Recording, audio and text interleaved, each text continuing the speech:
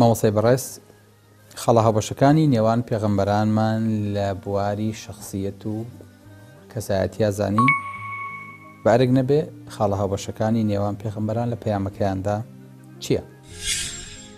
بسم الله الرحمن الرحيم الحمد لله والصلاة والسلام على رسول الله وعلى آله وصحبه ومن والاه. برانی بەڕێز خوشکانی ئازیز، السلام عليكم ورحمة الله وبركاته.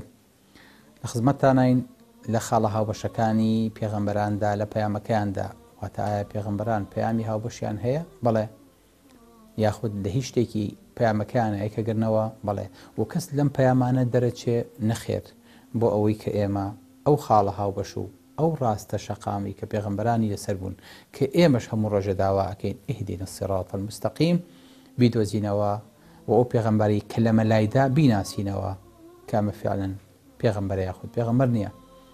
یەکەم شتێک کە پێغەمبەران بۆی هاتوون خۆشەویستەکانم گەیاندنی پەیامی خوای گەورە بووە و هەمویان لەسەر ئەمە متتەفیق بوون. هەموو پێغەمبەران بۆ گەیاندنی پەیامەکەی پەروەردگار هاتوون. دووەم، هەموو پێغەمبەران ڕازگۆ بوون. 124,000 پێغەمبەر، ئەگەر هەر یەکیان 50 ساڵ ژیا بێ کە پێغەمبەرانی پێشتر زۆر زیاتر ژیاون بە پێغەمبەری خۆشمانەوە صلی الله علیه وسلم بە عیسایەک کە 39 ساڵ عمری کردووە، ئەگەر 30 ساڵیشان بۆ حسێب بکەین 124,000 پێغەمبەر 120 ساڵ لە مناڵیانەوە حتا وەکو گەورە بوون زەربی 360 و ئەوە ڕۆژی کە یەک درۆ لە دەمیان نەکەوتوتە خوارەوە. بەس نییە یەک درۆ لە 124,000 پێغەمبەر نەبیسراوە بە سوعبەتیشەوە تەنانەت،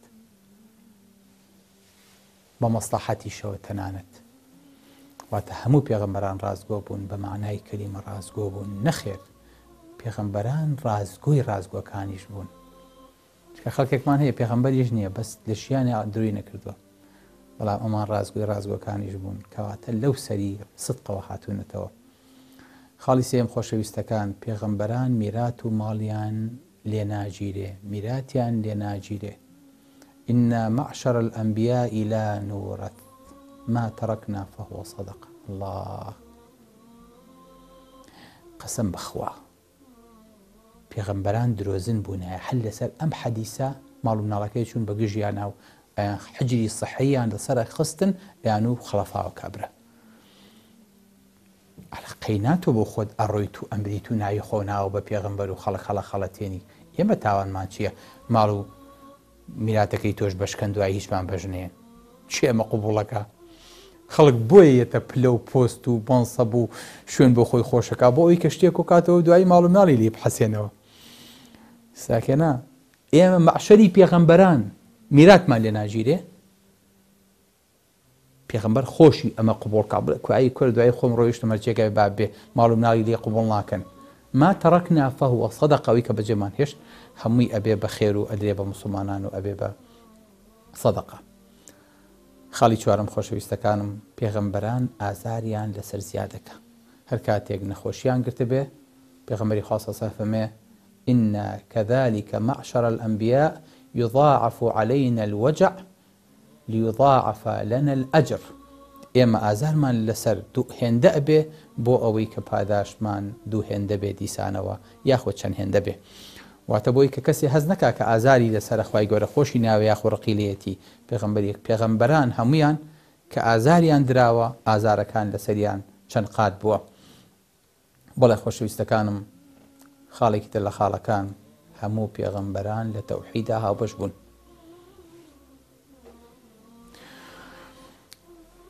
کەسێ نەیوتووە خواپەرستن، کەسێ نەیوتووە دارپەرستن، کەسێ نەیوتووە مانگ پەرستن، کەسێ نەیوتووە ڕۆژ پەرستن، کەسێ نەیوتووە هەسارەکان پەرستن، کەسێ نەیوتووە دیناسوور پەرستن، کەسێ نەیوتووە بورکان و زیلزال پەرستن، کەسێ نەیوتووە ئەمانە هەمووی خوان. هەموو پێغەمبەران هاتوون بانگەشیان بۆ یەک شت کردووە، بۆ یەک ئەڵڵا کردووە، بۆ یەک خوا کردووە، هیچی تر. لەبەرەوە هەر هەمووشیان خۆیان لە هەموو شتێدا ڕنیوە، خۆیان بچوو کردوتەوە، هەموو تەعزیم و گەورەیەکیان داوە بەخوا. وإذ قال الله يا عيسى ابن مريم أنت قلت للناس اتخذوني وأمي إلهين من دون الله. خوای گەورە ڕۆژێ لە عیسا پرسێ عیسا تۆ بە خەڵکە وتووە خۆم و دایکم کەن بەخوا و بمان پەرستن. قال سبحانك نابخوا ما قلت لهم إلا ما أمرتني به. هەر ئەوم پێوتن کە خۆ ئەمر پێوت. سبحان الله. يا عيسى ابن مريم أأنت قلت للناس اتخذوني وأمي إلهين من دون الله.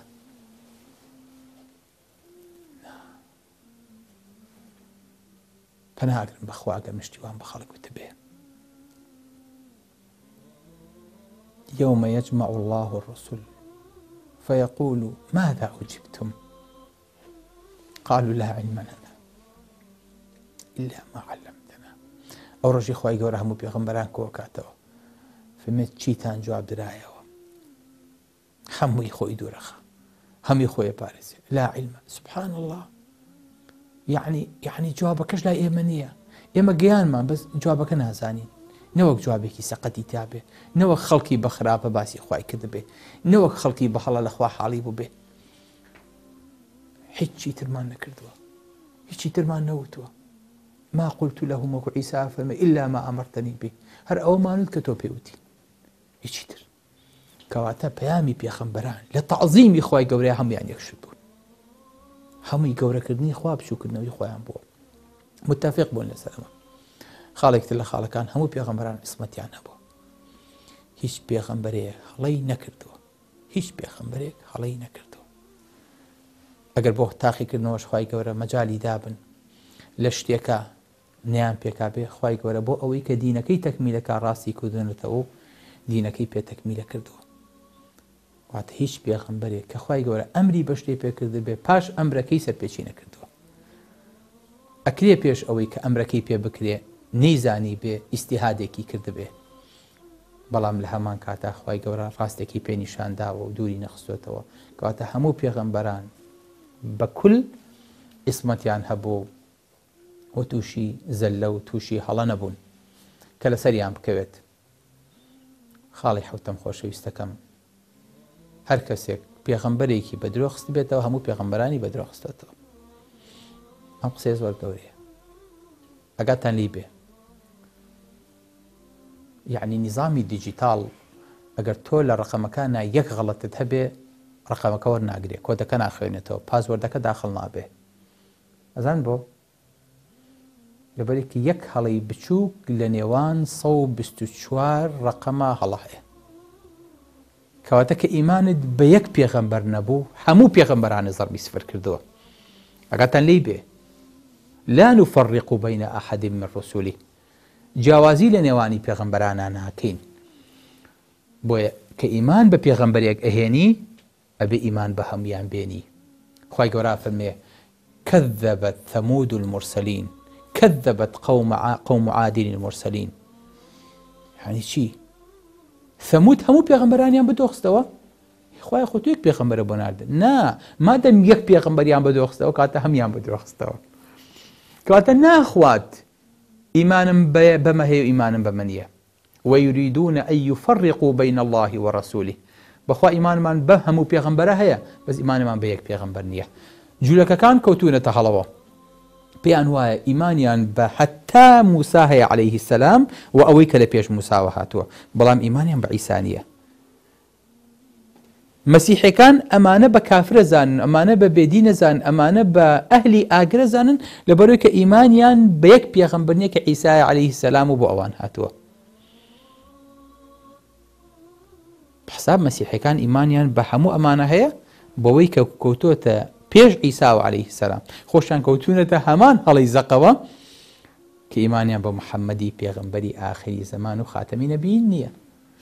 کەواتە وەکو ئەوەی کە هیچیان نەکرد بێ وایە دەستیان لە بنی هەمانەکەوە دەرەچێ لەو دنیا. بۆ چونکە ئەگەر ڤێرژن هەبێ قەول بێ ئەگەر کەتەلۆگ هەبێ قەول بێ ئەگەر پەیام هەبێ قەول بێ ئەگەر منهەج هەبێ قەول بێ ئەگەر کۆریکولەم هەبێ قەول بێ چۆن ئیمانت بە منهەجی پێشوو هەیە ئەبێ ئەم جارە کە منهەج گۆڕا لەسەر منهەجی تازە بڕۆیت و لەسەر منهەجی تازە ئیمتیحانکەیت و لەسەر منهەجی تازە دەرەجە وەرگری. ژاوە ناخوا بڵێ من بە مامۆسای کۆن بە منهەجی کۆن رازیم، بەڵام دوای گۆڕان دوای دەستپێکردنی قۆناغێکی تر من بە محەممەدی پێغەمبەری ئاخری زەمان رازی نیم. کەواتە ڕەفزکردنی یەک پێغەمبەر ڕەفزکردنی هەموو پێغەمبەرانە. کەواتە ئەمە خۆشەویستەکانم پەیامێکی زەق و ڕوونە بۆ ئەوانەی کە تەشەبوسەکەن بەوەی کە ئیمانیان بە زۆر لە پێغەمبەران هەیە. بە هیچ شێوەیە ئەمە لە کەس قوبوڵ نابێ تەشەبوس بە پێغەمبەرێک یاخود چەند پێغەمبەرێک یاخود هەموو پێغەمبەران بکە، بەڵام یەک پێغەمبەر ئیستیسناکە بە هیچ شێوەیەک.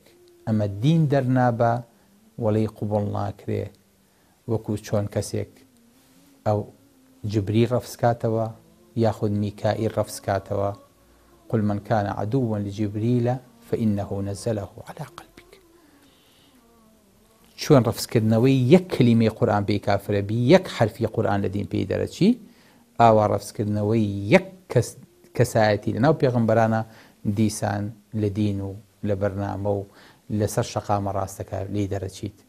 کەواتە پێغەمبەرانیش هەمویان لە پەیامەکەیان یەککردنەوە و هەمویان هاوبەشن و هەمویان لە نقطەیەکە یاخود لە چەند نقطەیەکە کۆکن کە هەندێکمان لەو خاڵانە باس کرد. و پێغەمبەری خوا صلی الله علیه و سەلەم هەموو ئەم سیفەتانی بە شانازیەوە زیاد لەمانەشی تایە لە خۆی و لە پەیامەکەیە کە لە پێغەمبەرانی تر و پەیامەکانی ترا هەبوون. أقول قولي هذا وأستغفر الله لي ولكم والسلام عليكم ورحمة الله.